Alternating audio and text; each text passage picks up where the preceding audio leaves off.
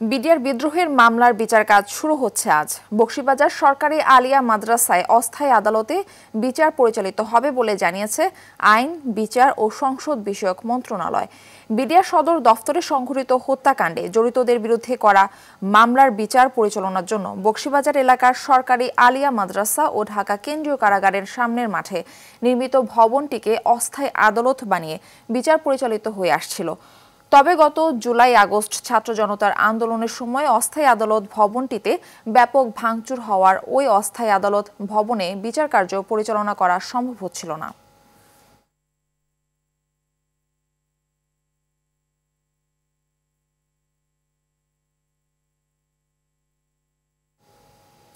এই মুহূর্তে রাজধানীর বকশীবাজার আলিয়া মাদ্রাসা মাঠে অস্থায়ী আদালত এলাকা থেকে আমাদের সঙ্গে সরাসরি যুক্ত হচ্ছেন সহকর্মী সাকিবুর রহমান।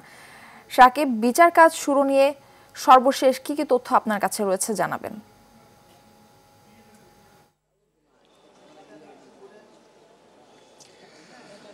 মারফি, আসলে বিডিআর বিদ্রোহের যে মামলা, সেই মামলার কিন্তু আজকে জামিন শুনানি হওয়ার কথা, কিন্তু এখন পর্যন্ত তার কোনো কার্যক্রমই শুরু হয়নি। আপনাকে যদি একটু এখানকার চিত্রটি দেখাই, সরকারি যে আলিয়া মাদ্রাসার মাঠটি রয়েছে, যেখানে আসলে অস্থায়ী একটি আদালত হওয়ার কথা, সেই আদালত হওয়ার প্রক্রিয়ায় কিন্তু এখানে যারা শিক্ষার্থী রয়েছে তারা আসলে কালকেও কিন্তু এখানে তারা বলেছেন যে এখান থেকে আদালতটি অপসারণ করতে হবে, খেলার মাঠটি শিক্ষার্থীদেরকে বুঝিয়ে দিতে হবে।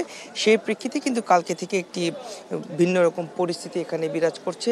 এই যে বকশীবাজার এলাকার চারপাশের রাস্তা কিন্তু একেবারে বন্ধ করে দেওয়া হয়েছে। সাধারণ মানুষ এখানে হেঁটে হেঁটে চলাচল করছে এবং শিক্ষার্থীরা তারা এই মাদ্রাসার মাঠের সামনে অবস্থান নিয়েছেন এবং তাদের যে দাবি দাওয়াগুলো রয়েছে সেই দাবি দাওয়াগুলো তারা মূলত এখানে জানতে চাচ্ছে। আমরা একজন শিক্ষার্থীদের সাথে একটু কথা বলতে চাই।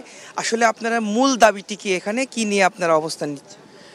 আমাদের মূল দাবিটা আজ থেকে আরও, আমি হলে আসার বয়স হয়েছে 3 বছর, তার আগে থেকে দেখতেছি আমাদের বাইরে এটা নিয়ে আন্দোলন করতো যে আমাদের মাঠ আমাদেরকে বুঝিয়ে দেওয়া হোক।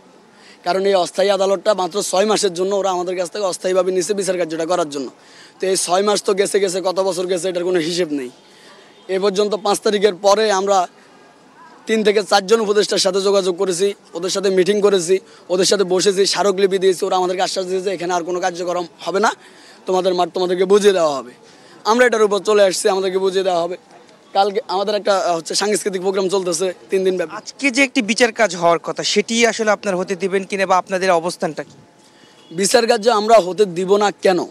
কারণ হচ্ছে সেনাবাহিনীর 57 জন সেনাবাহিনীর চৌকুশ অফিসারদেরকে সেদিন হত্যা করা হয়েছে। এটার বিচার আমরা চাই, দেশবাসী সবাই চাই। এখন কথা হচ্ছে স্থায়ী আদালতটা চলে গেল কেরানীগঞ্জে, অস্থায়ী আদালতটা তো এখানে কোনো দরকার নাই। আর বিষয়টা এমন না যে ওদের স্থায়ী আদালতে কোনো জায়গা নাই, ওরা ওখানে করতে পারবে না। হিউজ পরিমাণ জায়গা পড়ে আছে, ওরা ইচ্ছে করলে ওখানে এই বিচারের কার্যক্রমটা শুরু করতে পারে। এটা জাস্ট আমাদের সাথে একটা ফাজলামি করতেছে, যে আমাদেরকে বলছে যে আরও 2 মাস বা 3 মাস আগে আমাদেরকে বলছিল যে এখানে কোনো কার্যক্রম হবে না, কিন্তু কালকে হঠাৎ করে একটা প্রজ্ঞাপন দিলে এখানে কার্যক্রম হবে। আমরা কিছু বলি নাই, আমরা মাঠে বসে রয়েছি, দেখতেছি যে তালা কাটতেছে।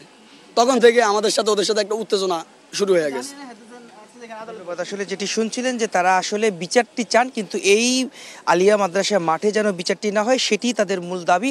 আসলে বিচার কার্যের বিষয়ে আমরা কয়েকজনের সাথে যোগাযোগ করার চেষ্টা করছি, তারাও আমাদের সঙ্গে এখন পর্যন্ত কথা বলেনি। আসলে আজকে এখানে কোর্ট বসবে কিনা, কখন নাগাদ বসবে সেটি নিয়ে অনিশ্চয়তা রয়েছে।